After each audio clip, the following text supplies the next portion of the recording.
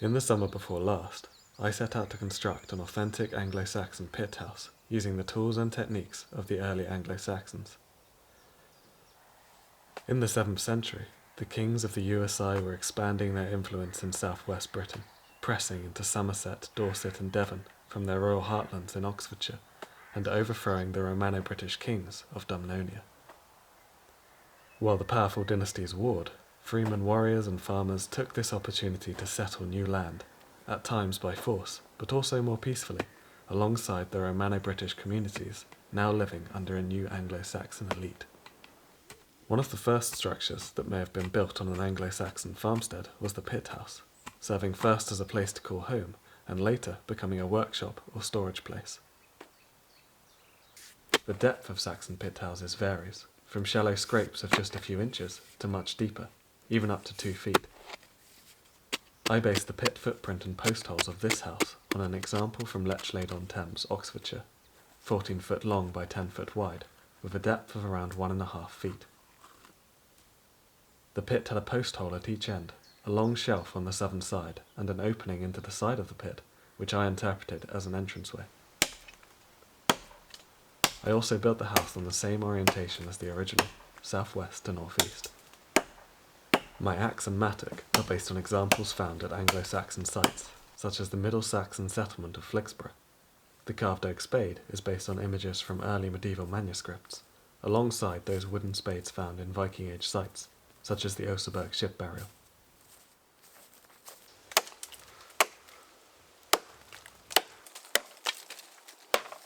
All that usually remains of these pit houses is the pit itself, the post holes, and sometimes a burnt hearth. To reconstruct this house, all I had to suggest its structure above ground was the size of the pit and the location of the post holes. Everything else had to be archaeologically invisible, meaning that the walls, roof, and everything but the posts needed to use techniques that would not survive in the archaeology. So, I decided to make the walls of wattle, with small posts knocked into the upcast earth around the pit, but no deeper than ground level, so as not to leave post hole marks.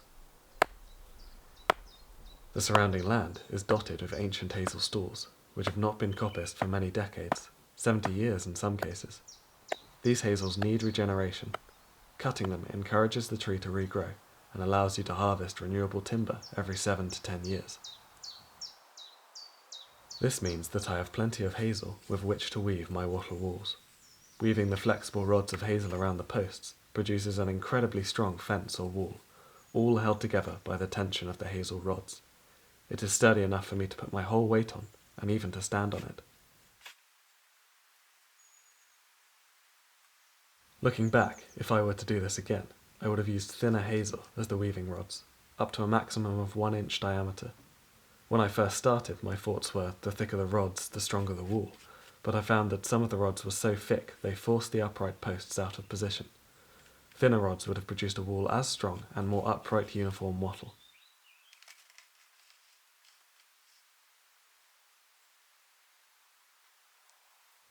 Wattle gains its strength from each rod combined, not from the individual rods themselves. This is a common theme in early medieval building. Both houses and ships, such as the Sutton-Hoo longship, tend to be made of many relatively weak or flexible components combined into a strong, resilient whole.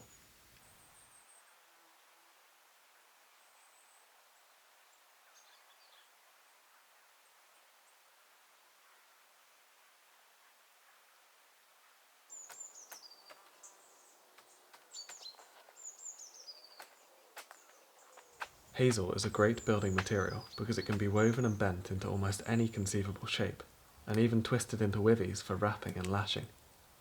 I found it helped to twist and wrap the hazel rods around the posts at the open doorway for extra strength.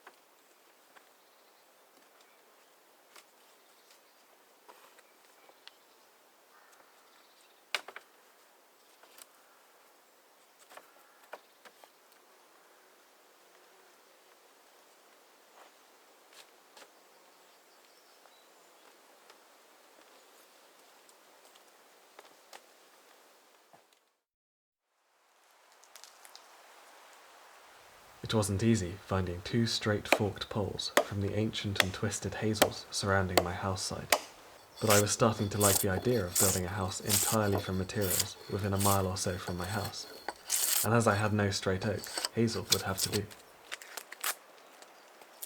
I'm also interested to see just how long hazel, a non-durable wood, will last in a primitive medieval house.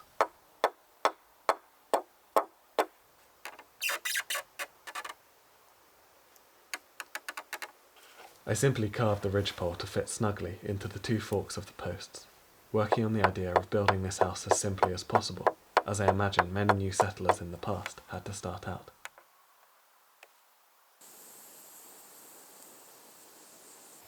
I charred the base of each forked post before setting it into the post hole. This could potentially help to deter rot and insects.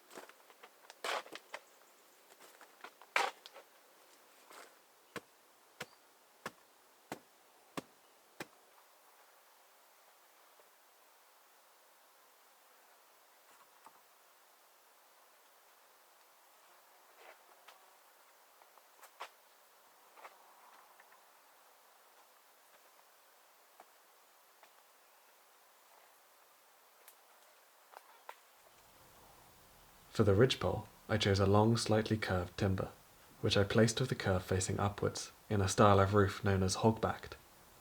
This was commonly used in depictions of Anglo-Saxon and later Viking houses.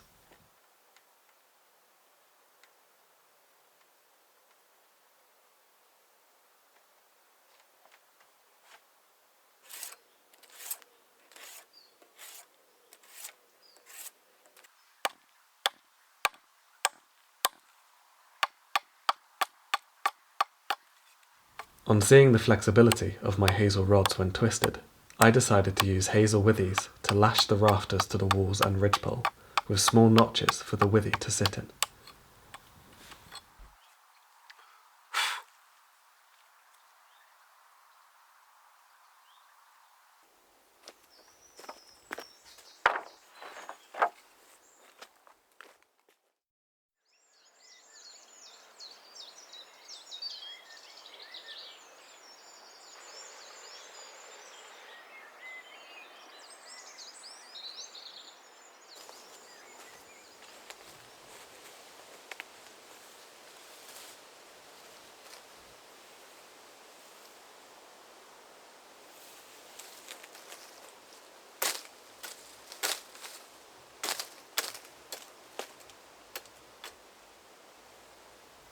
Young hazel whips just 2 or 3 years old make good withies and can be twisted until the fibres separate, starting at the top and working down to the base.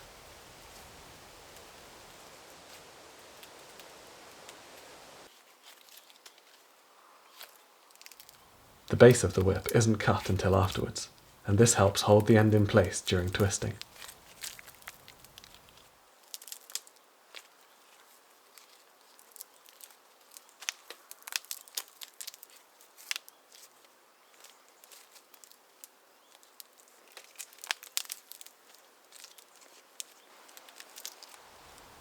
Hazel, along with willow, alder and birch, can be twisted well and produce a flexible, durable, withy rope in much less time than it takes to twist willow bark or linden bast.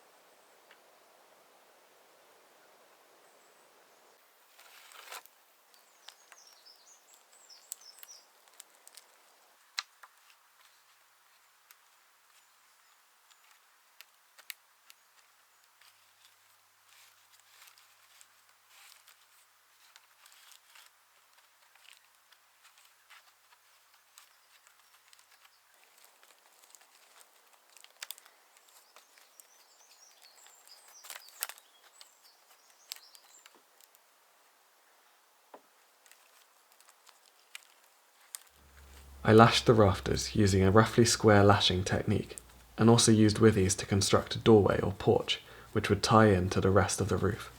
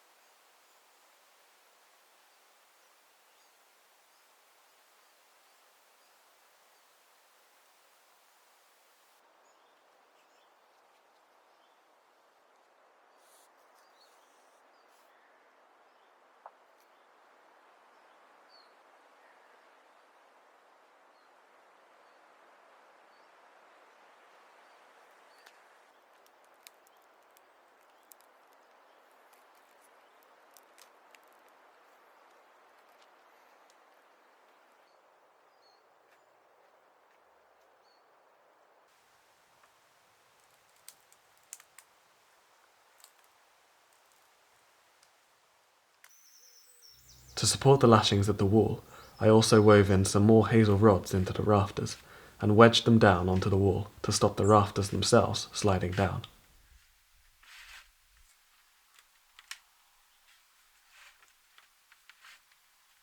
I then carried on weaving rods into the rafters all the way up to the ridgepole. This is stronger than just using purlins, lashed or pegged on top of the rafters, as the interwoven hazel purlins support the rafters as well as vice versa, meaning the whole roof acts as one.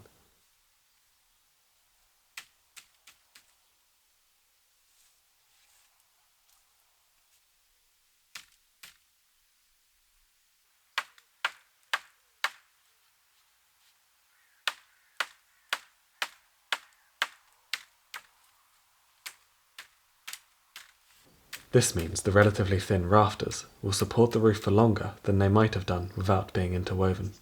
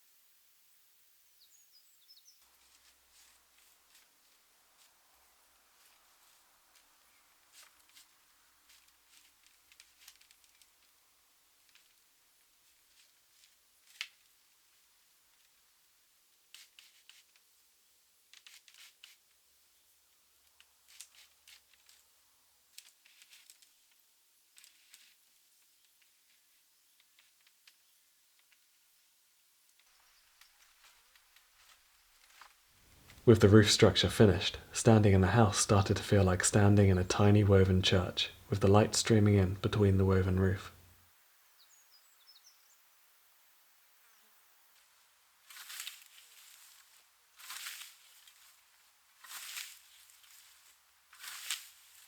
With midsummer well past, the meadow was very long, and I started to consider it for thatching the roof. Although dried grass has been used in the past for thatching ricks, it is not an ideal thatching material. It acts more like a sponge, soaking up rainwater rather than shedding it. That said, I wanted to see how grass would work as a base layer of thatching, underneath a weathering coat of something more durable. A base layer of thatch provides a surface for the outer layer of thatching to be fixed into. Anything could be used, from straw to reeds and bracken. Turf could also be laid onto the roof before fixing the thatch with hazel spars.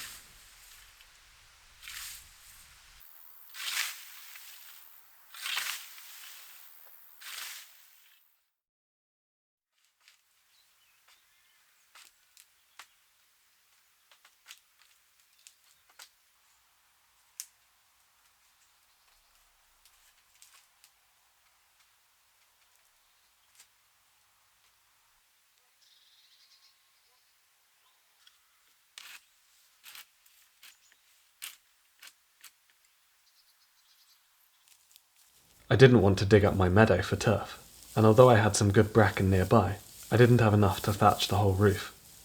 So I decided to use dried grass in the name of experimental archaeology, and see if it would be a good alternative to turf.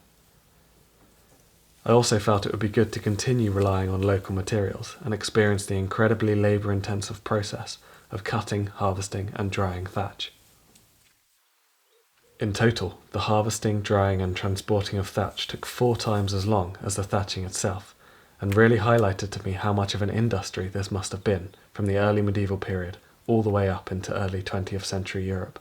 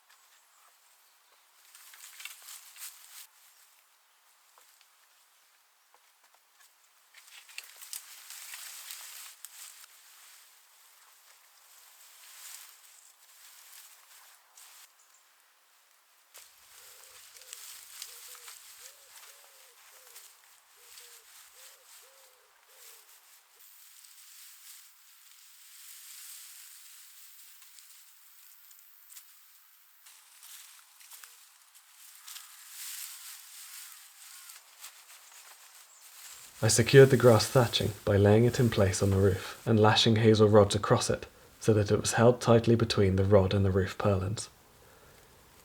I used tarred flax cordage for this, about 700 feet of it across the whole roof, which again reflects another massive industry and a huge amount of labour had I twisted all the cordage myself by hand. Tying off inside, I really enjoyed seeing the diversity of my meadow immortalised in the inside of my roof, with dried meadowsweet, thistledown, vetch and yarrow giving a beautiful texture against the woven hazel. But as I half expected, it didn't do well in the rain. The grass roof held up against light rain, but a heavy summer storm quickly showed me that I would need to get the weathering coat of thatch on as quickly as possible.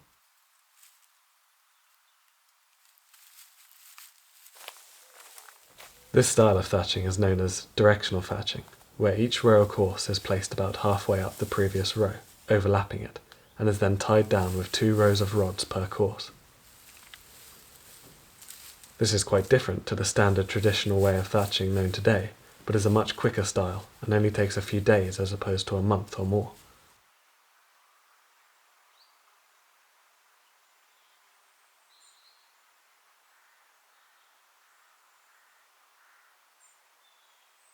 I chose to use long straw wheat, which I bought from a farm 15 miles away, as my weathering coat of thatch. I had originally planned to use bracken, but my carefully dried grass, now soaked in a storm, was crying out to be covered.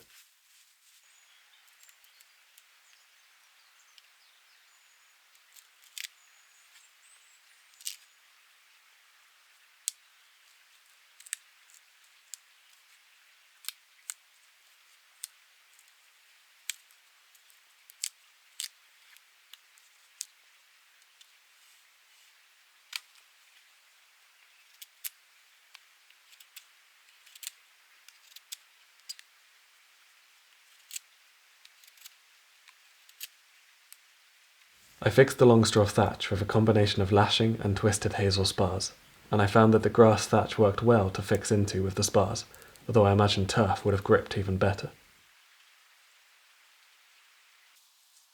I continued with the same directional thatching method, and found that I was able to thatch the roof in just 3 days, in striking contrast for the 3 weeks it took for the first layer. This really shows the time and labour involved in gathering and transporting of thatching material compared to actually putting it on the roof. Directional thatching is thinner and less durable, lasting only 5 years as opposed to 30. Often traditionally used for hayricks and barns, I chose this style as it seemed the most likely method that an Anglo-Saxon might have used for their temporary shelters and pit houses, when they needed a quick roof in place for the onset of winter, before building their larger, more permanent houses with more durable thatching styles.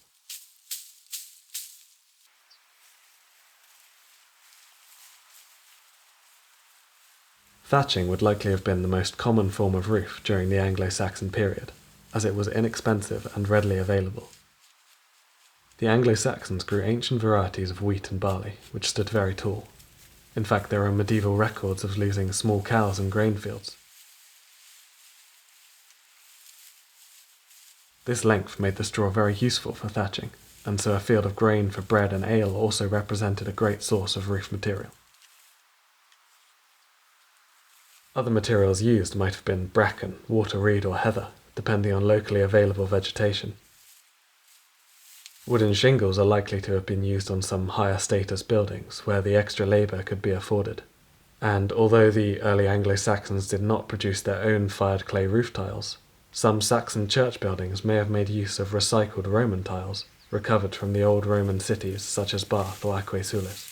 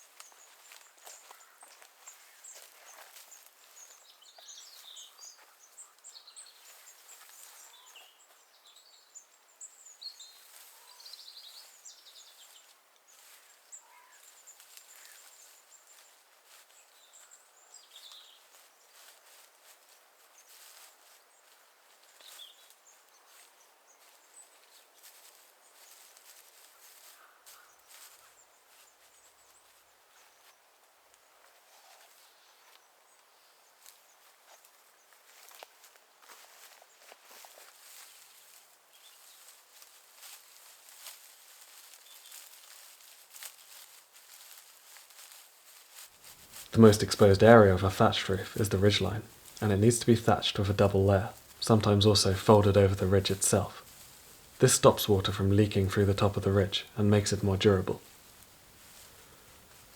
To help secure the ridgeline, I used heavy logs lashed together with withies to form crosses, which would sit on the ridgeline and hold down the hazel rods.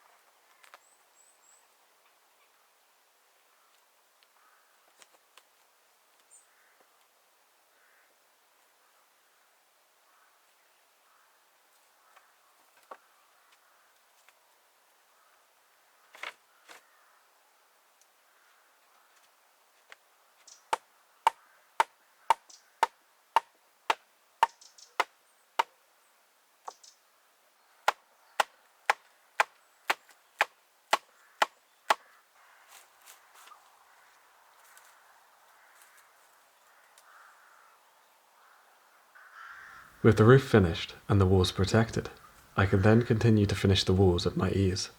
I started by finishing the gable ends of the house with more wattle, this time using thinner rods for a better finish. At each end, I left space for a window and a triangular smoke hole.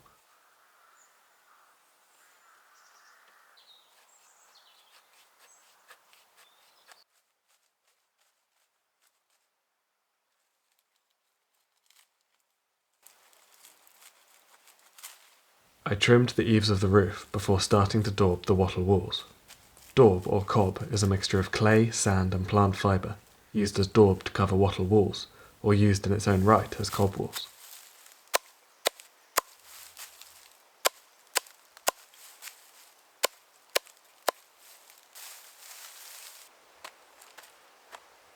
I used the earth that I dug up from the pit, as it happily had the right mix of clay and sand. This is one possible and often overlooked reason that pit houses may have been preferred. Digging the pit provides a ready source of earth for building walls where it otherwise would have to be carted in, which is a huge amount of extra effort.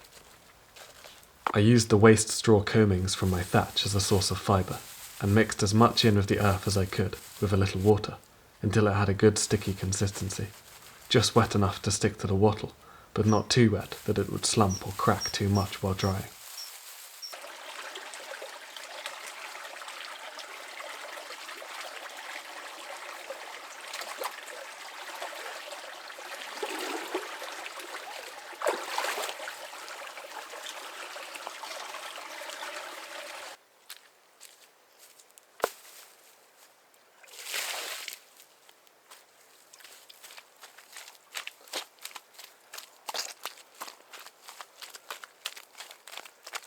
I then mixed the cob by trampling it underfoot, turning it and repeating, adding water as needed. In the past, this trampling may have been done on a larger scale with livestock. This had the benefit of adding dung to the mix, which provided a great source of very fine fibre, improving the consistency of the cob. If I had had some livestock at hand, I would definitely have tried this, but it's something I'd really like to try in the future.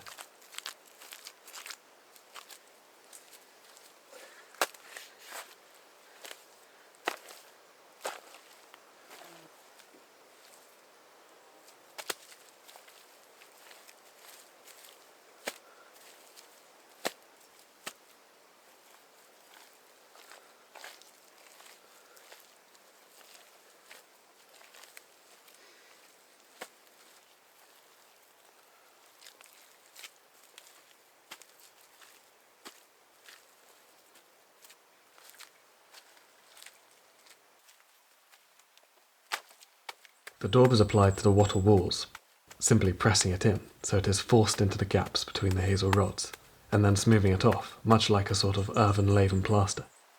As the daub dries, the wall becomes a solid mass with great strength. As long as the wall is kept dry, it can last for decades or even centuries if maintained. Some medieval timber frame houses in Britain still have their original lave and daub plaster walls. I also had the daub underneath the thatched eaves, which was really difficult to reach, and I wish I'd daubed that area first before quickly adding the first row of thatching to protect it from the weather. With that, the main structure of the house was finished, and I could breathe for a moment. I really liked the look of the lashed roof crosses, making my house feel like a tiny hayrod with its golden roof. And just in time, as not long after, autumn rolled in.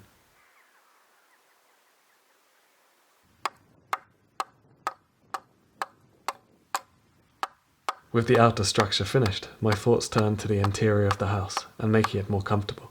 Tired of sleeping on a pile of leftover straw, I decided to make a bed.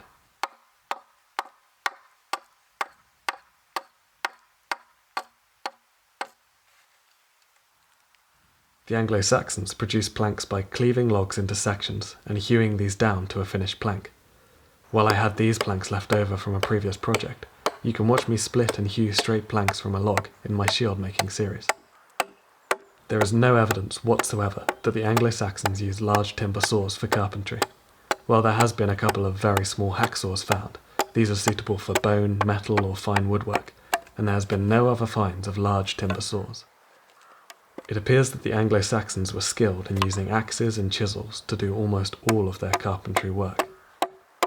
Timbers from early medieval sites such as York, London, Mucking and Ebbsfleet have survived in waterlogged conditions, and many show tool marks from being worked by axes, but none show any saw marks.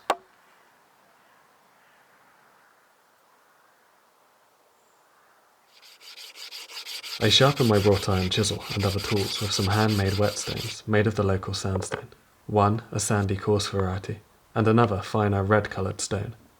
I finish with a fine black sandstone imported from Europe. This would have been quite a luxury item in 7th century Britain, as can be seen by the whetstone sceptre found in the Royal Sutton Hoo ship burial.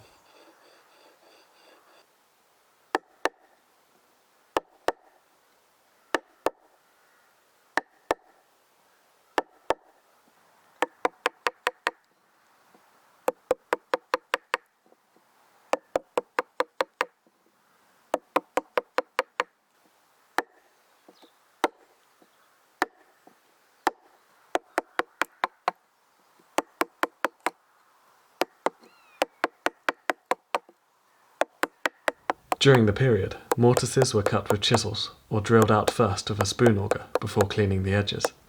I use a knotted string to mark out my measurements in inches.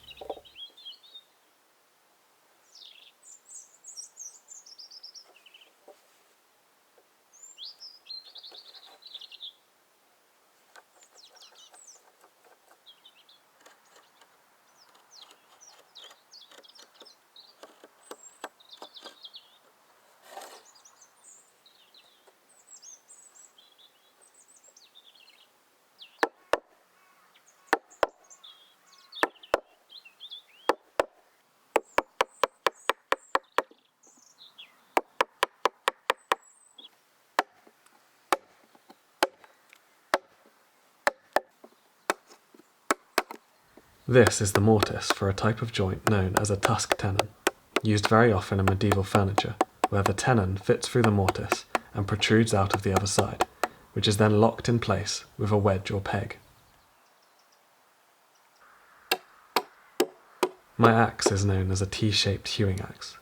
Like the axes of the period, it has a wrought iron body with forge-welded steel bit. It is sided, meaning it is asymmetrical and only sharpened on one side, making it well suited for hewing flat surfaces and cutting straight lines. This style of axe was imported to southern Britain as Frankish axe hammers used for war around the 5th century, and developed into a carpentry tool sometime around the late 7th century.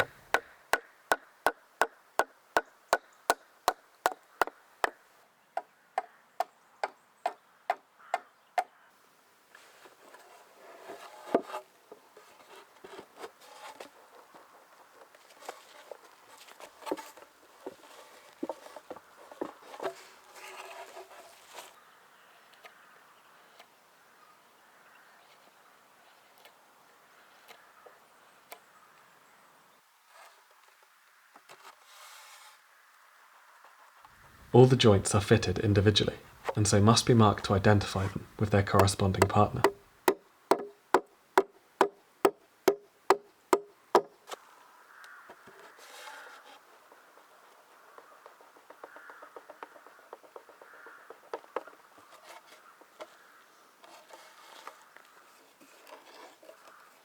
I drilled holes for the pegs with a spoon auger, the most common tool for drilling holes in the early medieval period.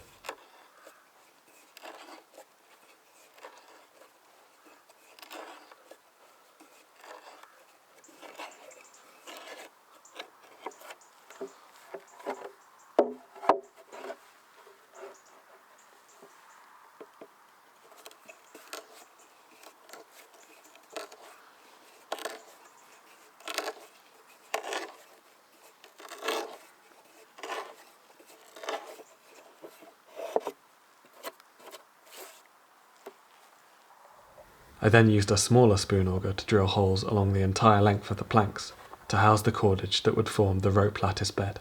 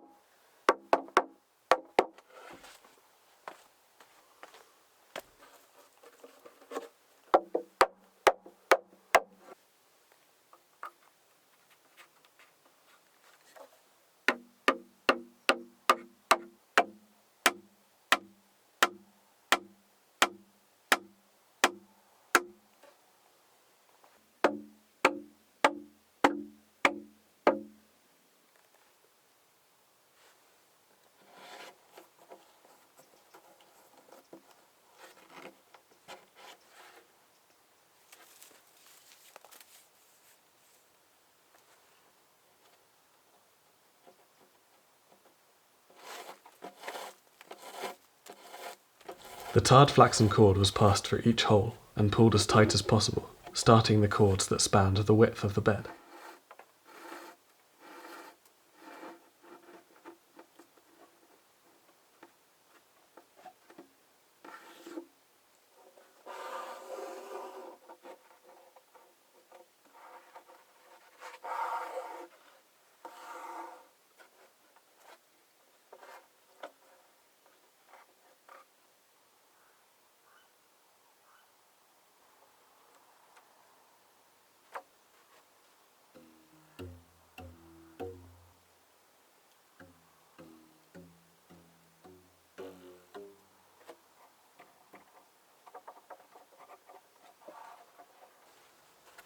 The last of the tension was taken up with a wooden wedge.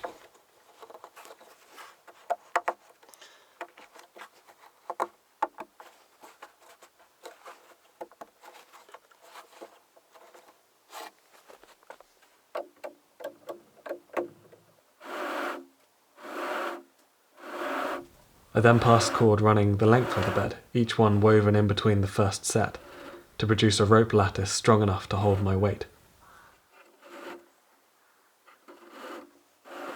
This bed is inspired by the late 7th century bed burials, a conversion period style of burial exclusive to high-status female graves occurring in southern Britain. These beds were of a simple plank design, often with iron hooks to hold the ropes.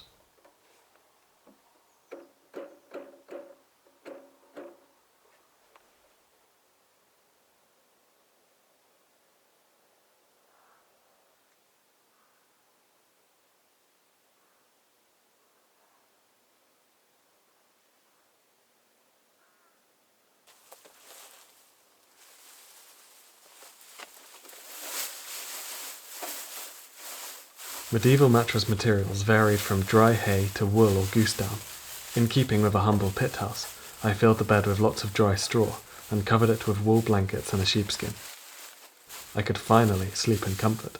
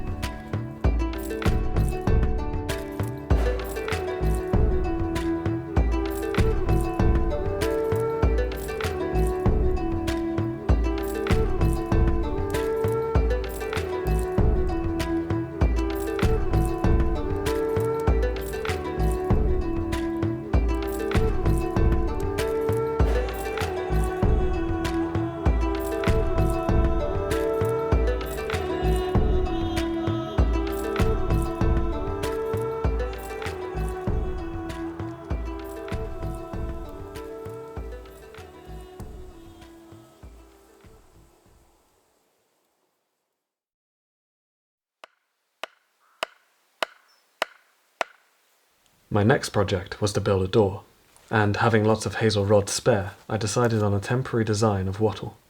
I had planned to replace this with a more permanent plank door, but I admit I haven't yet changed it, and I do like the more rustic style for now.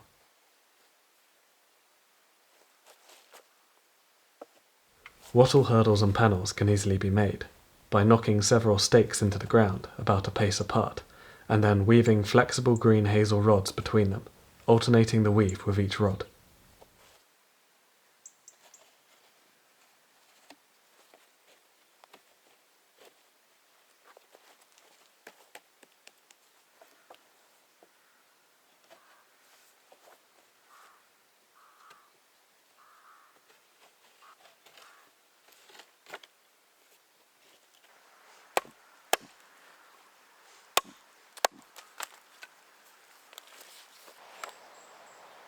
From the Neolithic to the 19th century, wattle hurdles were used extensively for everything from movable fences to racks for drying and smoking food.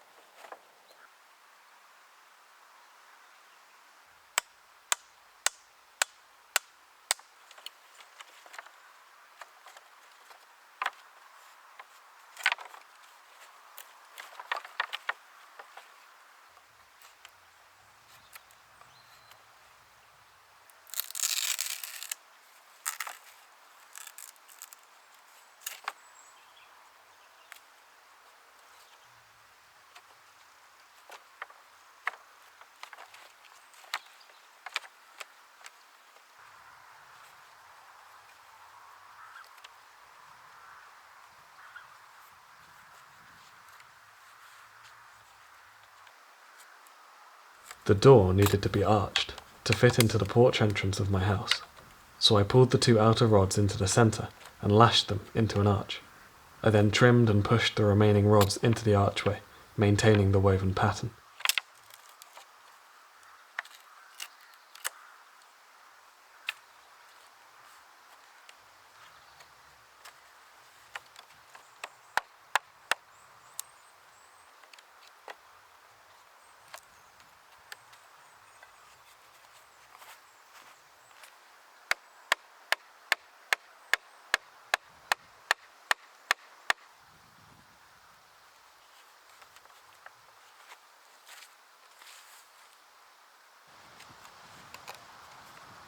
I really liked the contrast between the rustic hazel wattle and the Gothic archway of the door. With winter taking hold and the wet weather setting in, the site around my house became unbearably muddy, especially since I was only wearing medieval turn shoes or going barefoot. I decided to pull some flat sandstone rocks out of the stream to create a stone path out of the mud. The largest of these I set in the entranceway. I noticed chisel marks on this largest stone slab, and I have no idea how it got into my stream, other than perhaps being used as a bridge or fording stone. But I like to think of the craftsman cutting this rock by hand decades or even generations ago, and that being just a tiny part of the heritage of this landscape and this anachronistic little house.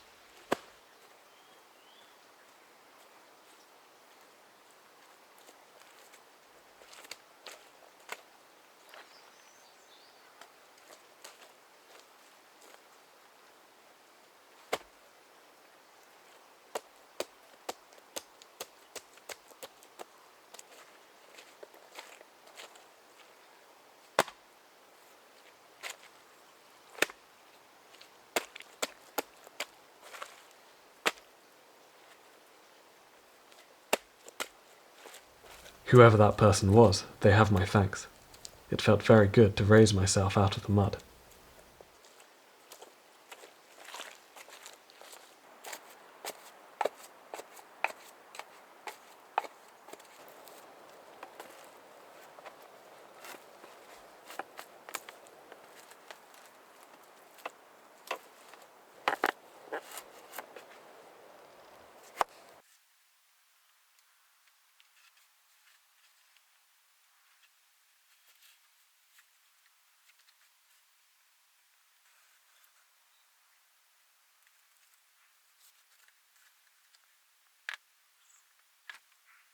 I lashed the door to a simple dug-in post, again using tarred flaxen cord, and the door swung quite happily on its hinges.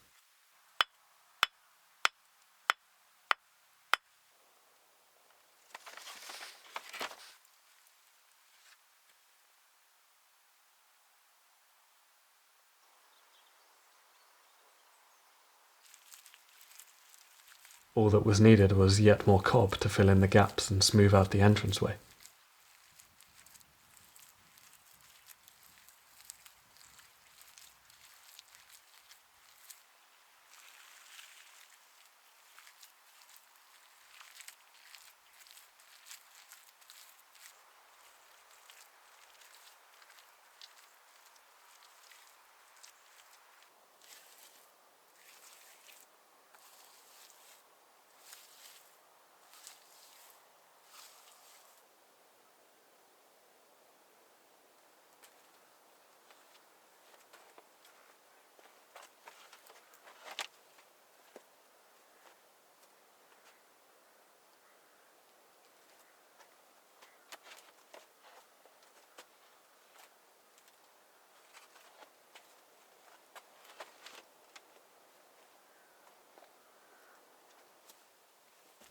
And, of course, another woolen blanket to block out the drafts, this being perhaps not the most airtight door that was ever made.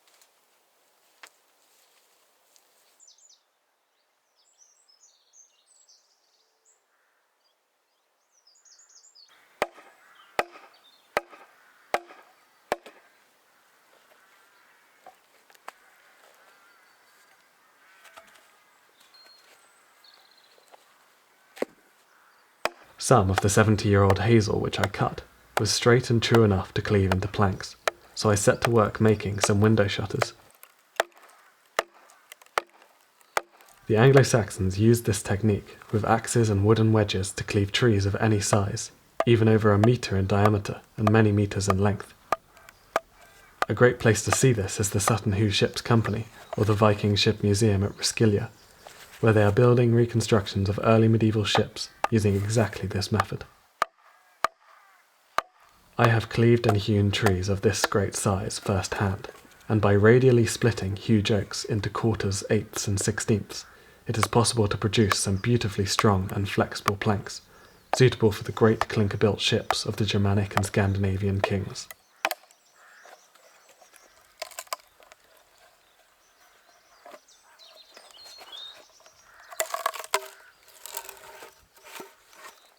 These little logs are nowhere near that scale, but each half gave me a sweet little plank of clear and bright hazel wood.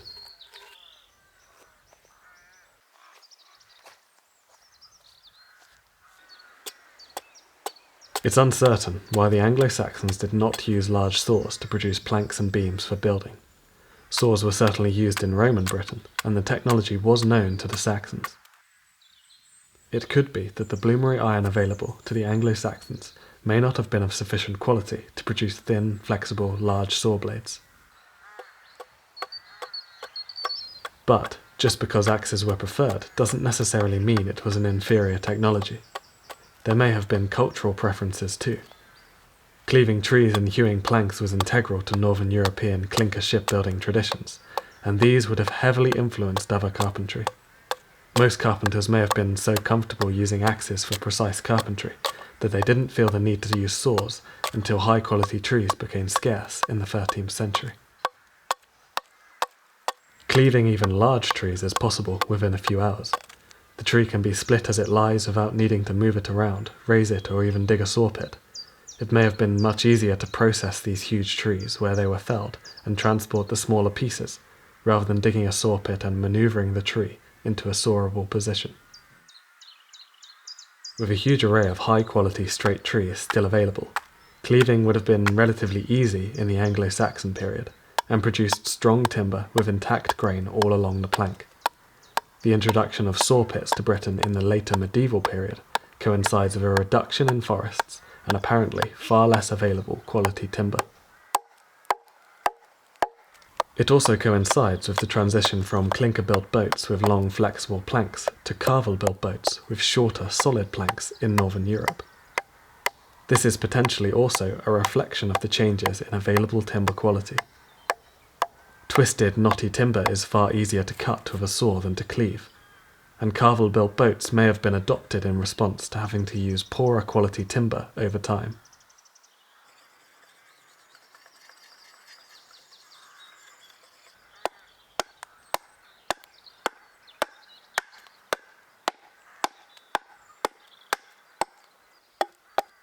Inspired by early medieval shipbuilding, I decided to add some wooden cleats to my planks, based on the Germanic Nidam ship, which had frames fastened to wooden cleats. The wooden cleats would be useful to tie and secure my window closed from the inside.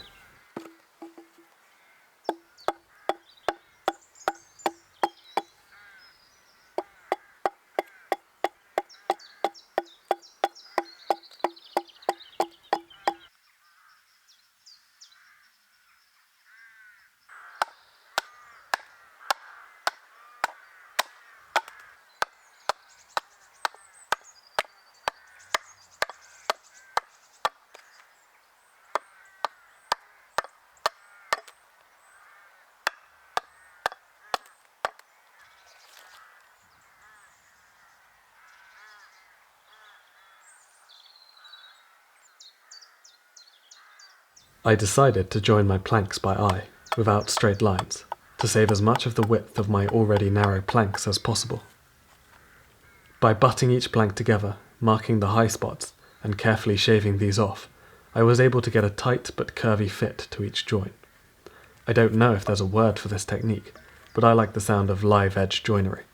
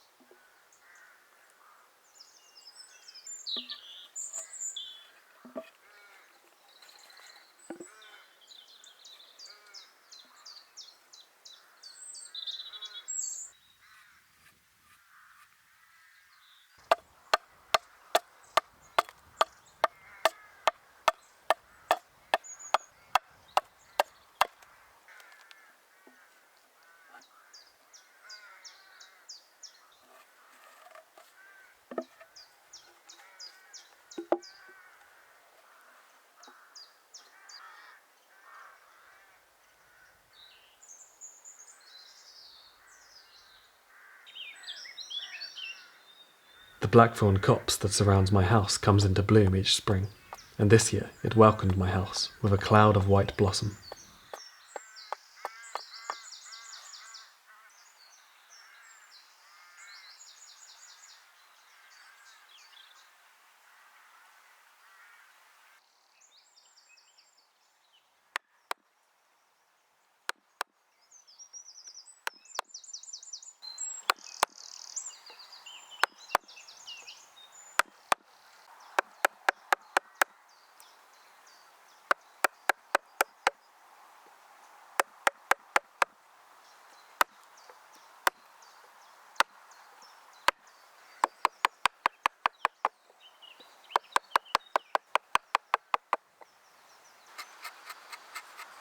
I fixed the window planks together with simple wooden ledges, cut to fit as tightly as possible.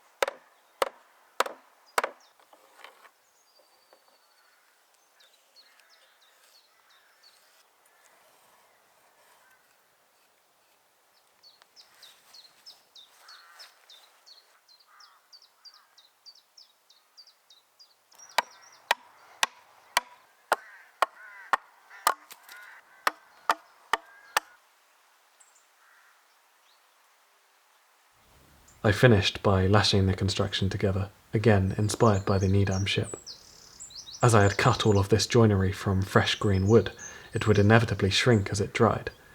I decided to use lashing because it could be easily cut and taken apart, and the construction fixed with wooden pegs once it had dried and seasoned.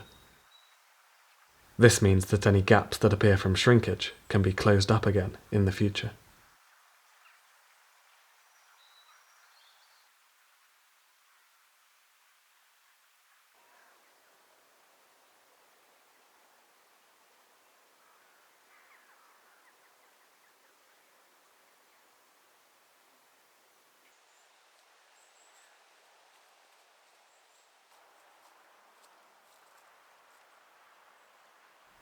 The inside of the house was still bare at this point, with the wattle showing.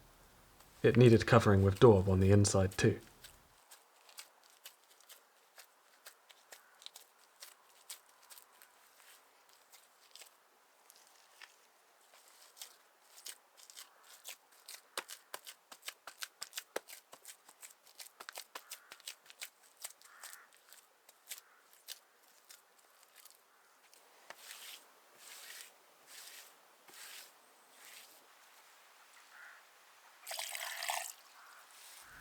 To brighten the interior walls, I painted them with lime wash, a mix of lime slaked in water.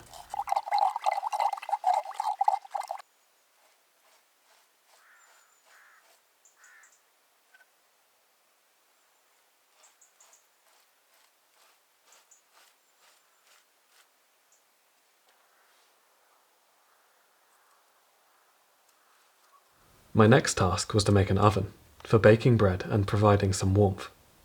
While Anglo-Saxon ovens were usually a simple clay dome, I decided to try out a different style, based on Romano-British and Anglo-Saxon updraft pottery kilns.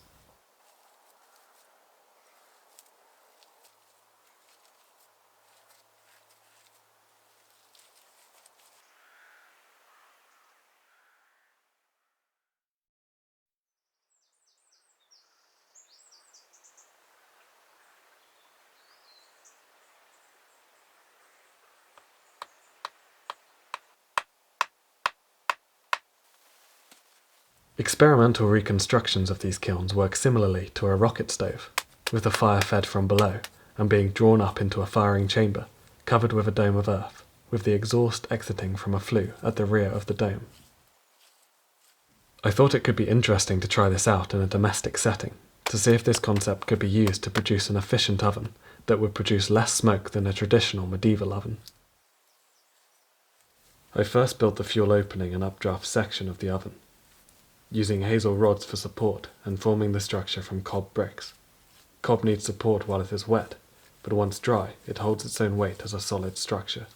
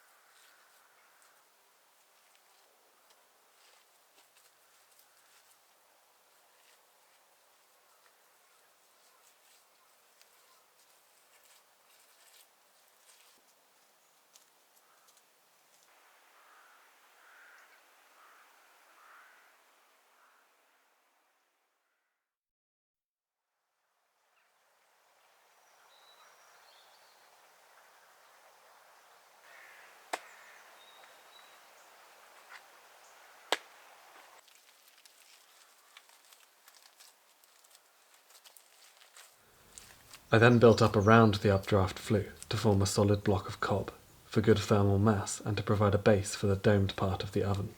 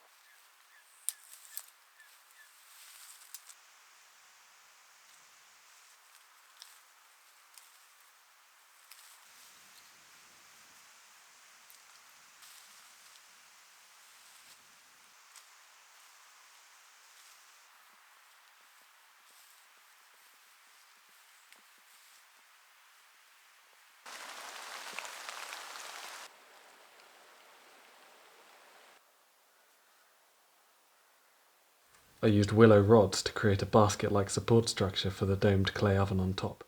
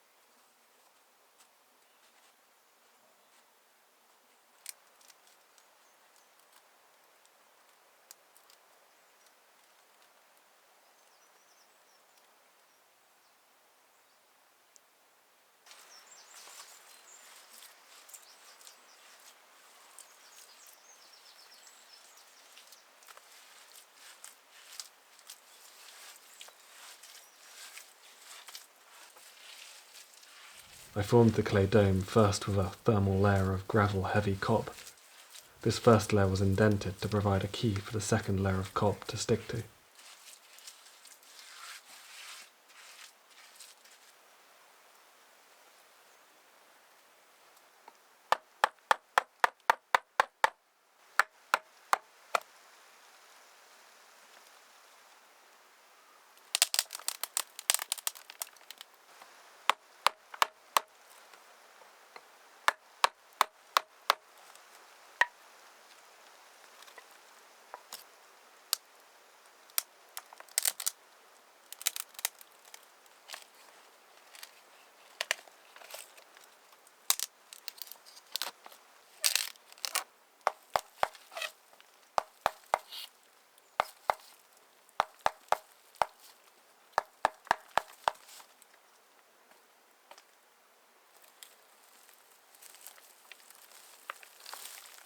I cut a hole in the wall to construct a rear outlet flue for this oven. Early medieval houses had no chimneys, and most often had just a central hearth fire. In my house, the high roof allows smoke from the hearth fire to rise into the rafters, where it gathers, before exiting out of the 2 triangular smoke holes at each end. This is useful, as it creates a low oxygen environment in the rafters, which extinguishes any sparks before they reach the thatch. Actually, I found that sparks rarely make it a couple of feet above the fire, as long as I'm using well-seasoned hazel firewood, and it has always felt relatively safe. That said, it can get smoky inside the house, as the roof is not quite as high as some of the larger Saxon houses and long halls might have been. This highlights just how important the industry around cutting and drying firewood, as well as coppice management, would have been to medieval people. Traditional domed clay ovens can also smoke a lot during lighting, so I decided to create an outlet flue based on Romano-British pottery kilns, so that the smoke could exit through the wall of my house.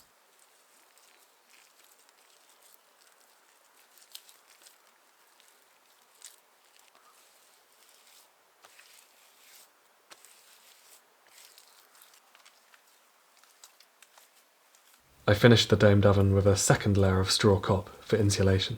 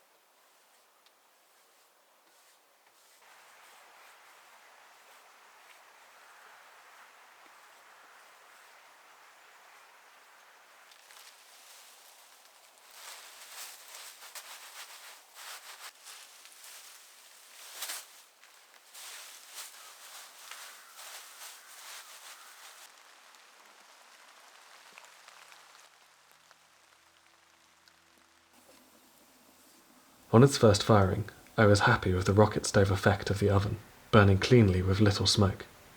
There were also no sparks coming out of the outlet, which reassured me greatly. Because of the domed oven, I believe the sparks hit the top of the dome and extinguish before the exhaust is forced back down to the outlet, exiting as just hot air and smoke.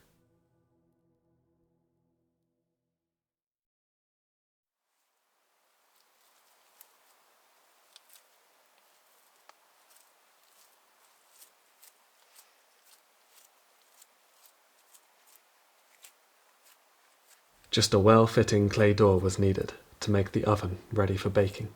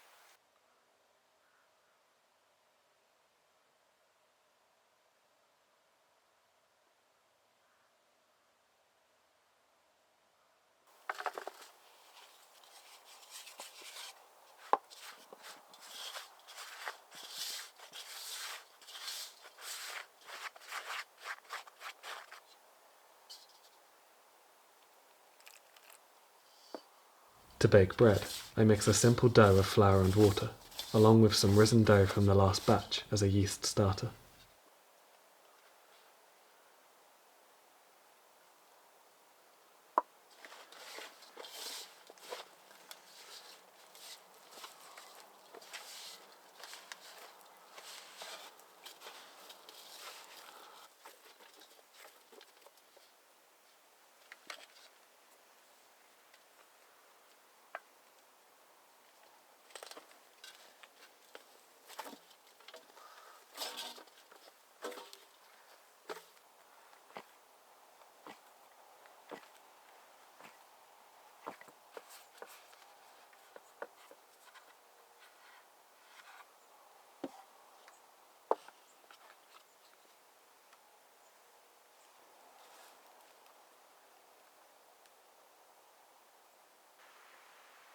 From the hilly scrubland near my house, there is a plentiful supply of tinder material.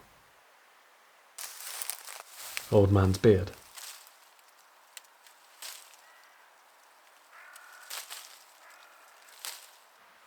Thistledown.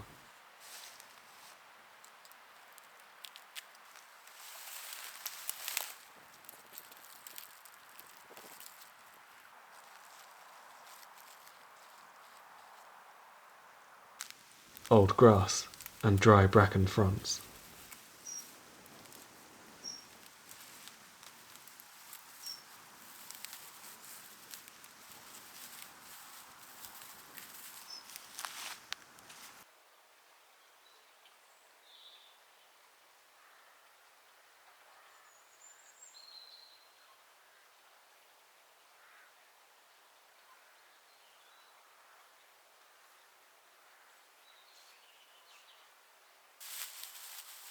I use these to create a tinder nest and catch a spark on some charcloth with a fire steel.